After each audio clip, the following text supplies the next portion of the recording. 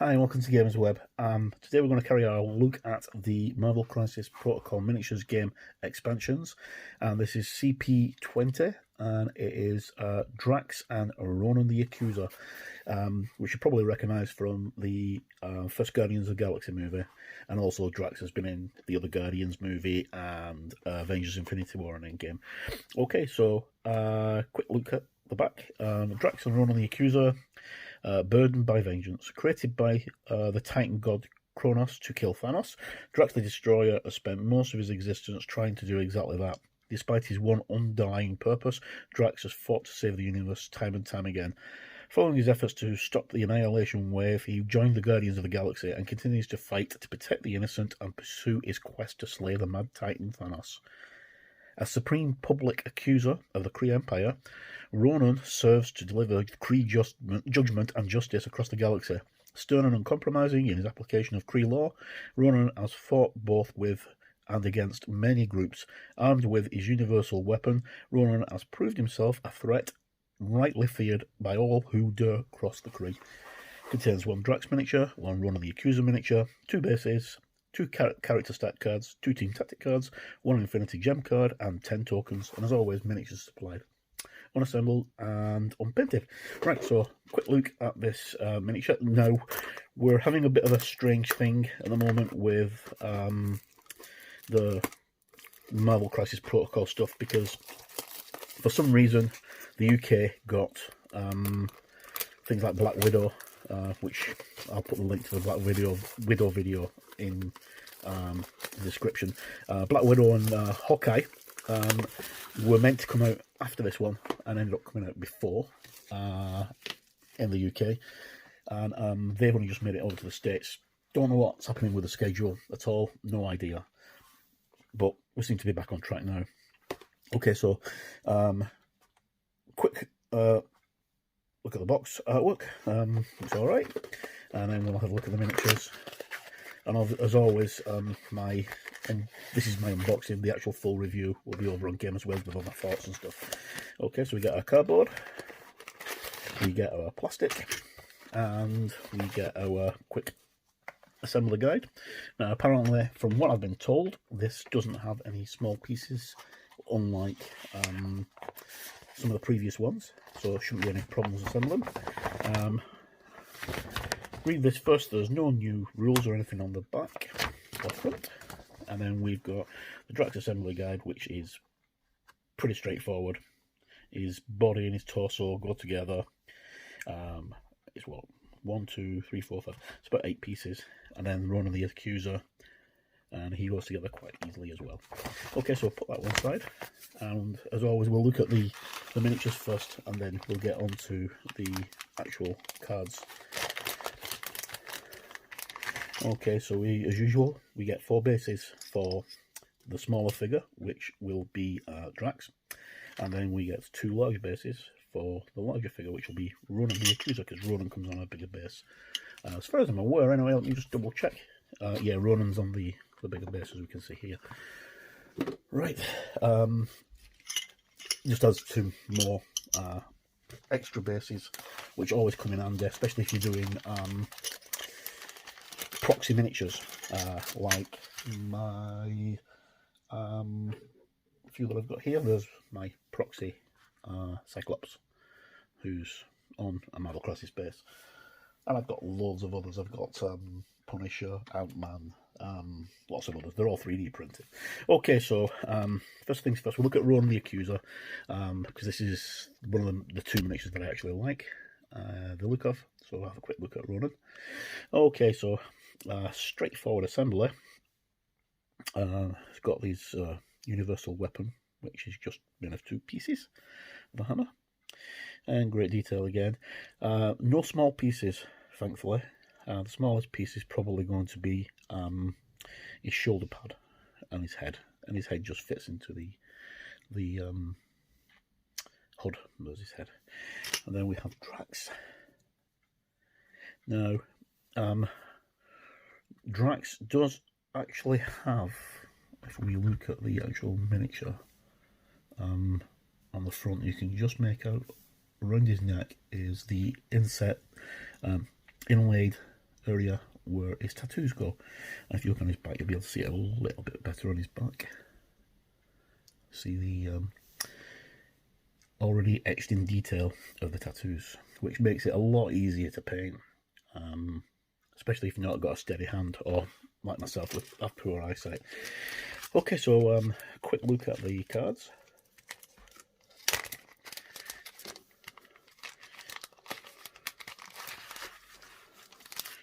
Okay, so we get our Guardians of the Galaxy tokens. We get these tokens for the Kree tokens for Ronan, which I'm not exactly sure what they are. And then we get another set of tokens there. And then we get our cards. We have our 2 Crisis Team Tactic cards and our Infinity Gem, which is a Power Gem. So we'll look at this one first. Power Gem is it's got a threat level of 1, which means it increases the threat value of whoever's using it as a ring bearer, a gem bearer, sorry, by 1. So if the gem bearer is Ronan in this occasion, and he would be he's normally a threat 4, he would be a threat 5. Okay, during it's got an 8 ability. During the power phase, this character gains 2 additional power instead of 1 normal for having an Infinity Gem. Okay, so then the artwork is by Andrew Kramer, did the artwork on that one. And then the artwork on this one is by Ursula Dorada, a picture of Captain Marvel there. No matter the cost. Unaffiliated reactive card. When a character declares an attack action during their activation, it may suffer 1 to 3 damage. To play this card, to reduce the cost by the amount of damage taken. So, if you've got lots of damage and you can take it, you may as well do it, because that's how much power you're going to get. And then Unearthly Rage by Cal Stratham. It's got a picture of Drax there with I don't know who that's meant to be. It looks like a Bane gone mad. Wrong universe, but okay. So it's Unearthly Rage, unaffiliated. It's an active card. During a character's activation, it may spend 2 power to play this card. This activation, if the character is within range 2 or of 2 or more enemy characters, it may, whilst making its next attack, it adds 2 dice to the attack roll. Not too bad. They're quite bog standard cards. Nothing really stands out. But these guys do round out the current Guardians of the Galaxy. So once these guys are done, we've got to wait until Angela comes out, and she's been released with Enchantress in August. Okay, so Ronan the Accuser is his alias is Ronan the Accuser. He's got a stamina of 6, a movement of medium, his size is 3, he's got a threat of 4, and he's got 3 energy, 3 physical, 4 energy, and 4 mystical defense. He's got a strike, which has got a range of 2, does 5 damage, and has got a power cost of 0. After this attack is resolved, the character gains power equal to damage dealt, which is quite usual. Throw, before it's dealt, the target, if the target is size 4 or less, the character may throw it away short. So that's quite a good one, because normally it's size 2 or less, or size 3 or less. This is size 4, so we can pick up the Hulk and throw him. Universal weapon, which is his big hammer. It's got a range of 4, damage of 5, and does cost no power points.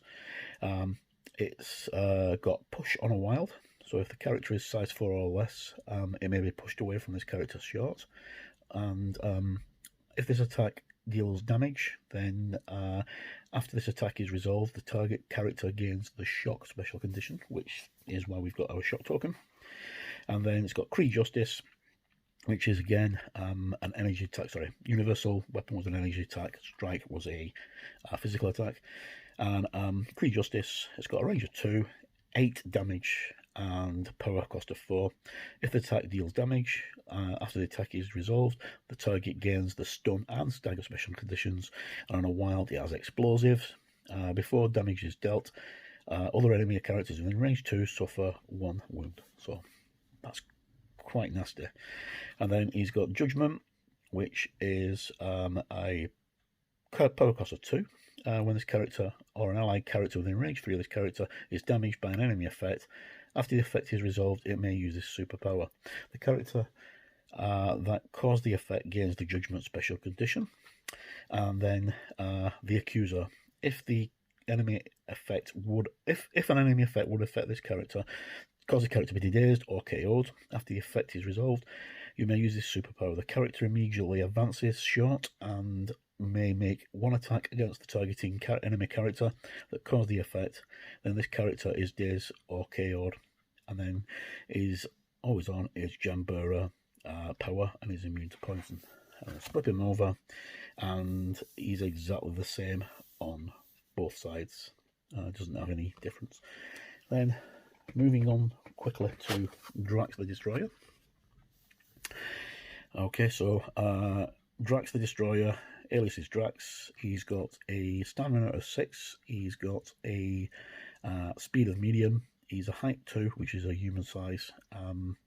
He's got a threat value of 3, because most of the Guardians tend to be quite low threat. I think actually that Ronan the Accuser is the highest threat value of the Guardians at the moment.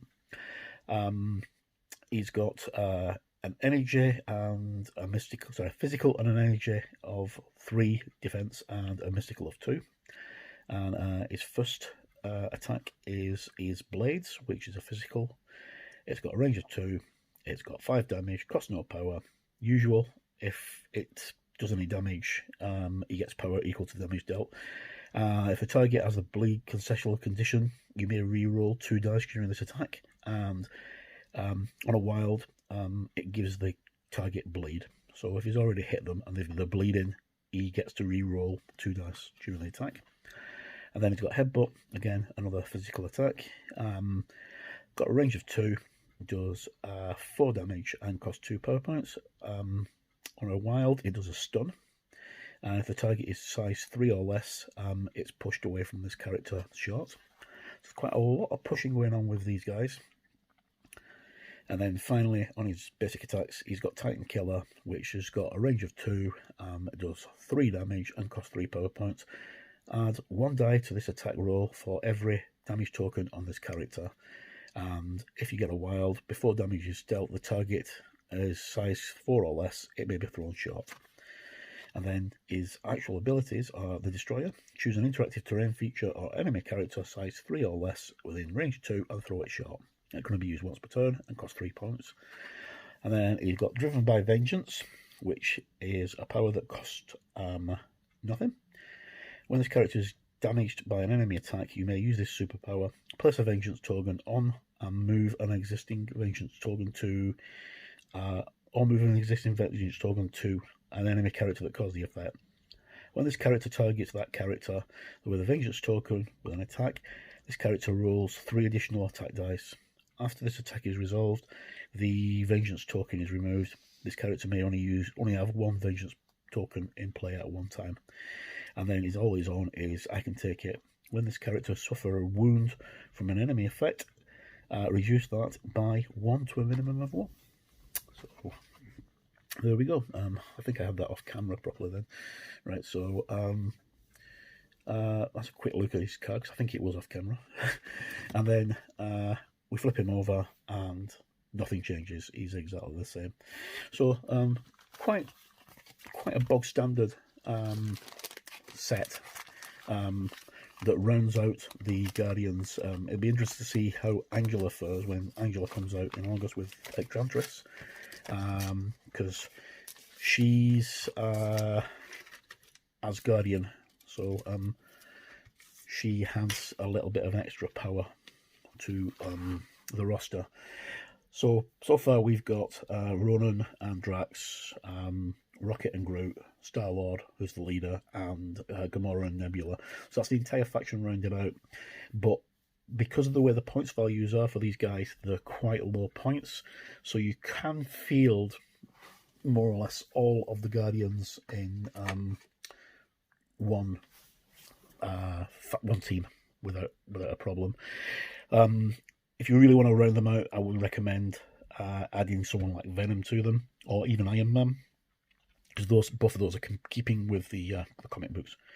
Anyway, so that's our quick look at Ronan the Accuser. The next one we're going to look at, hopefully, will be and Drax, sorry. And the next one we're going to look at, hopefully, should be Black Dwarf and Ebony Maw, which round out the Black Order. And that's the end of that chapter, as they used to say. Right, so available now for Marvel Crisis Protocol. Check out the links in the description below to some great websites, and look at some brilliant painting tutorials, and hear some latest stuff from great guys like Nathaniel Jarrett from Gamers Guild, and some great new videos gone up by Sorastro for his painting clinics on how to paint Marvel Crisis Protocol miniatures. And of course, there's also some links to some great terrain and other things that you can get for Marvel Crisis Protocol. So thank you for tuning in. Any comments are always welcome. As always, I've been Mark. No matter where you are in the world, please stay safe, and hopefully see you soon.